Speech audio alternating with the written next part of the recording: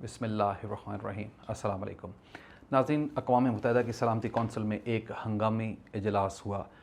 इजलास एक्चुअली जो बुलाया गया था वो कतर की स्पेशल रिक्वेस्ट पे था, और जो मकसद था उसका बुलाने का वो था इसराइल का वो हमला जो उसने कतर के ऊपर किया। लेकिन इजलास में सिचुएशन उस वक़्त बिल्कुल ही एक डिफरेंट लाइंस के ऊपर चली गई, जब वहाँ पर मामलात जो है पाकिस्तान और इसराइल के बीच में उलझ के रह गए, और दोनों ममालिक के बीच में इंतहाई तुंद व तेज़ जो जुमले थे उनका भी एक्सचेंज हुआ, और साथ साथ इंतहाई जारहाना किस्म का अंदाज़ जो है वो दोनों ममालिक की तरफ से अपनाया गया। आखिर क्या वजह हुई कि पाकिस्तान को इस कतर और इसराइल के मामले में घसीट लिया गया? इसराइल पाकिस्तान को क्यों टारगेट करना चाह रहा है? क्या उसको पाकिस्तान से किसी किस्म का कोई शदीद खौफ है, या फिर वो एक इंडिकेटर देना चाह रहा है कि अगली बारी पाकिस्तान की है? आज के इस प्रोग्राम में हम इन तमाम चीज़ों को डिटेल में डिस्कस करेंगे, मगर उससे पहले कि इसकी डिस्कशन में मैं जाऊं, मैं चाहता हूं आप मेरे प्रोग्राम को लाइक करें, शेयर करें, सब्सक्राइब करें मेरे चैनल को, और कमेंट सेक्शन में अपने कमेंट ज़रूर दीजिएगा। तो नाज़रीन, बात करते हैं उस इजलास की जो कतर ने रिक्वेस्ट की, और हंगामी तौर पर ये इजलास बुलाया गया। और कतर का जो पॉइंट था वो उसने कन्वे करना था कि किस तरीके से इसराइल ने बग़ैर किसी इंफॉर्मेशन के कतर के ऊपर जो हमला किया है, और कतर उस हमले को मुकम्मल तौर पर अपनी खुद मुख्तारी को एक बहुत बड़ी ठेस जो जिसको पहुंची है, वो उसका पॉइंट ऑफ व्यू था, जिसकी वजह से वो इजलास मुनक्किद किया गया। लेकिन द मोमेंट पाकिस्तान के जो मंदूब थे जब वो फ्लोर पर आए, तो उसके फ़ौरन बाद एक खामोशी छा गई।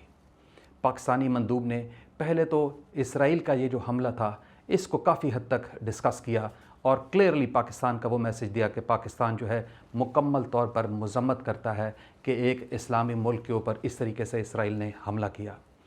उसके बाद फिर पाकिस्तानी मंदूब ने नेतन्याहू का वो जो एक सेंटेंस था जो उसने एक दिन पहले किसी जगह पर दिया, और पाकिस्तान का नाम ख़ास तौर पर लिया विद रेफरेंस टू एबटाबाद जो हमला हुआ, जिसमें अमेरिकन फोर्सेस आए और उन्होंने एक कंपाउंड में घुसकर उसामा बिन लादेन को कत्ल किया, उसका रेफरेंस दे के जिस तरीके से नेतन्याहू ने पाकिस्तान को टारगेट करने की कोशिश की, तो फिर पाकिस्तानी मंदूब ने नेतन्याहू को आड़े हाथों लिया और खूब उसकी धुलाई की। जो असल पॉइंट था वो ये था कि आखिरकार इसराइल अपने इस हमले को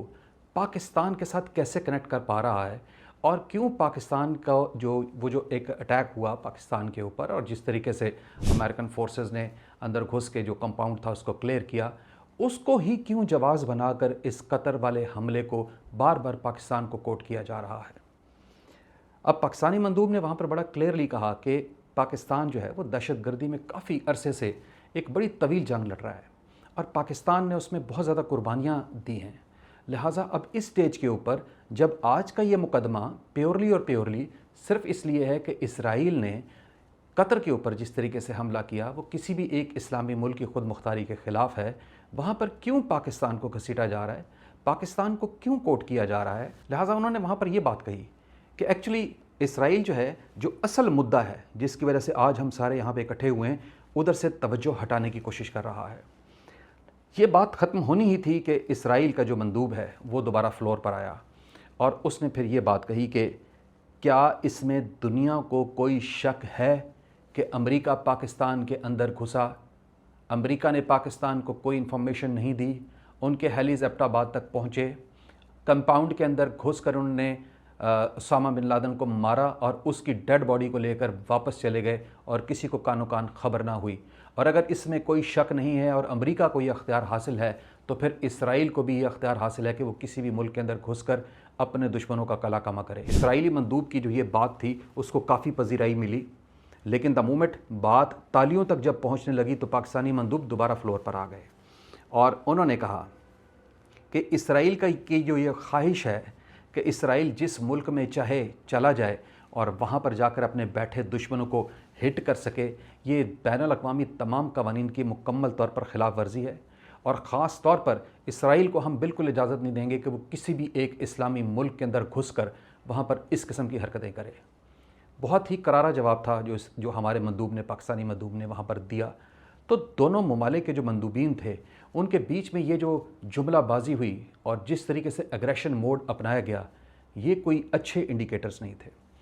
اب اس ساری بات چیت کا جو اصل میں جو متنازع جہاں سے کھڑا ہوا ہے، جہاں سے یہ پھڈا بن گیا اور بات کسی اور طرف چلی گئی، وہ بیچارہ قطر جو ہے وہ اپنا جو پوائنٹ لے کے آیا وہ تو وہیں کا وہیں رہ گیا۔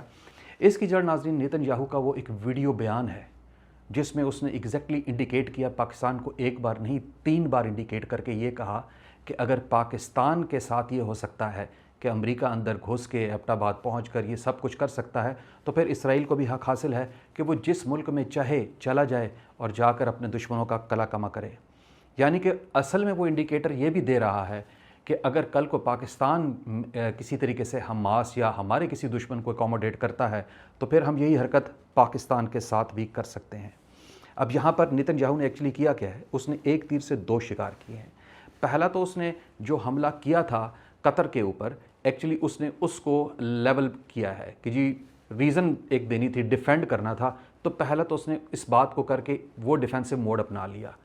دوسرا وہ پاکستان کو ضرور پوائنٹ آؤٹ کرنا چاہ رہا تھا کسی اس طرح کے بڑے فورم کے اوپر کہ کوئی بات اس کے ہاتھ لگے اور وہ پاکستان کو آئیڈینٹیفائی کر سکے، اور اس کو یہ ایک حکمت عملی مل گئی اور اس نے یہاں پر پہنچ کر پاکستان کو اس طریقے سے آئیڈینٹیفائی کیا۔ اب ایکچولی وجہ کیا ہے کہ پاکستان کو یہ 3 بار نیتن یاہو بول رہا ہے، اس کا مندوب بار بار جو ہے فلور پہ جا کے پاکستان کو کرٹیسائز کر رہا ہے؟ اس کے پیچھے ناظرین بہت ہی سالڈ ریزنز ہیں، کیونکہ اسرائیل جانتا ہے کہ پاکستان جو ہے وہ ایک بڑی اسلامی طاقت ہے، اور خالی اسلامی طاقت نہیں ہے، ایک بڑی اسلامی ایٹمی طاقت ہے۔ اگر پاکستان نے کسی بھی مسلم ملک کے حق میں آواز اٹھائی تو وہ کوئی کمزور آواز نہیں ہوگی، ایک مضبوط سٹینس ہوگا۔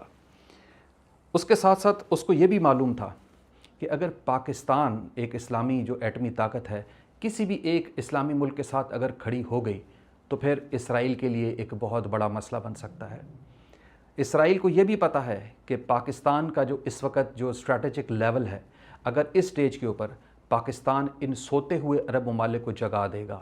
مشرق وسطیٰ کے جو سوئے ہوئے بڑے بڑے لیڈران ہیں اگر ان کو اٹھا لے گا اور ان سب کو متحد کر کے اسرائیل کے اگینسٹ کوئی محاذ کھڑا کر دے گا، تو پھر گریٹر اسرائیل کا جو خواب ہے وہ اس کا چکنا چور ہوتا ہے۔ نیتن یاہو کی جو اپنی سیاست ہے اس کے مرنے کے بہت زیادہ چانسز ہو سکتے ہیں۔ اس کے علاوہ پاکستان کی جو کامیاب سفارتکاری ہے وہ بھی اسرائیل کے سامنے آ چکی ہے کہ پاکستان نے کس طریقے سے امریکہ کے ساتھ اپنے تعلقات اب بنانا شروع کر دیے ہیں۔ چائنا آلریڈی اس کا ساتھی تھا، ایران آلریڈی اس کا ساتھی تھا، اور اب رشیا کے ساتھ پاکستان کے تعلقات کتنے اچھے ہوتے جا رہے ہیں۔ مشرق وسطیٰ اور عرب ممالک جتنے بھی ہیں وہ سب کے سب پاکستان کو بہت قدر اور عزت کے نگاہ سے دیکھتے ہیں، لہٰذا یہ جو سفارتکاری جو جس طریقے سے جا رہی ہے یہ بھی اسرائیل کو سامنے نظر آ رہی ہے، نیتن یاہو کو نظر آ رہی ہے کہ پاکستان کس طریقے سے اس وقت جو اپنا بانڈ ہے اس کو سٹرونگ کرتا جا رہا ہے۔ ایران ایک ایٹمی طاقت بن سکتا تھا لیکن اسرائیل نے اس کے اوپر حملہ کر کے اس کو جس سچویشن میں لے گیا ہے تو ایران کو بغلے مزید 10-20 سال چاہیے واپس اس سٹیج پر آنے کے لیے، لہٰذا وہ ایران کی طرف سے بے جنت ہو چکا ہے۔ تو اب پیچھے بچی ہے صرف ایک ہی اسلامی ایٹمی طاقت اور وہ ہے پاکستان، اور اسرائیل کو پاکستان سے بہت زیادہ خوف آتا ہے، بار بار وہ پاکستان کو انڈیکیٹ کرتا ہے۔ لیکن جس طریقے سے نیتن یاہو نے پاکستان کو اس تمام معاملے میں گھسیٹ لیا ہے یہ کوئی اچھا انڈیکیٹر نہیں ہے بلکہ بڑا خطرناک انڈیکیٹر ہے۔ ناظرین میں اس سے پہلے بھی اپنے کئی پروگرامز میں یہ بات کر چکا ہوں کہ نیتن یاہو جب کسی ملک کا نام لے لیتا ہے تو پھر وہ ملک کو ضرور آن ٹوز ہو جانا چاہیے، اور بات یہیں سے سٹارٹ ہوتی ہے۔ پہلے وہ اس ملک کا نام لیتا ہے، اس کو کسی مسئلے کے ساتھ کنیکٹ کرنے لگ جاتا ہے، لیٹر آن اس کو اپنے ٹارگٹ کے جو زون ہے اس میں لے کر آتا ہے، اور پھر ایک رات کسی آخری پہر میں ہمارے ہی مسلم ممالک بھائیوں کی مدد سے وہ اس ملک کے اوپر پہنچتا ہے اور وہاں پر جا کے اس کو ٹارگٹ کرتا ہے، اس کو ہٹ کرتا ہے، نشانہ بناتا ہے۔ لہٰذا میں اس کو کوئی اچھا انڈیکیٹر بالکل بھی نہیں کہہ سکتا کہ نیتن یاہو کی زبان سے پاکستان کا نام 3-4 بار جو نکلا ہے، and that to connecting it with Qatar کے اوپر جو حملہ ہے اس کے ساتھ جس طریقے سے اس نے کنیکٹ کیا اور کہا ہے کہ ہم کہیں بھی جا سکتے ہیں، this is not a good sign. لیکن پھر یہ بھی بات کروں گا کہ اسرائیل کو یہ بھی بات یاد رہنی چاہیے کہ پاکستان نہ تو فلسطین ہے، پاکستان نہ تو شام ہے، پاکستان نہ تو قطر ہے، پاکستان نہ تو ایران ہے۔ یہ دنیا کی ایک سب سے بڑی اسلامی ایٹمی پاور ہے، اور دنیا کی بہترین جو فوجیں ہیں ان میں سے ایک فوج پاکستان کے پاس ہے۔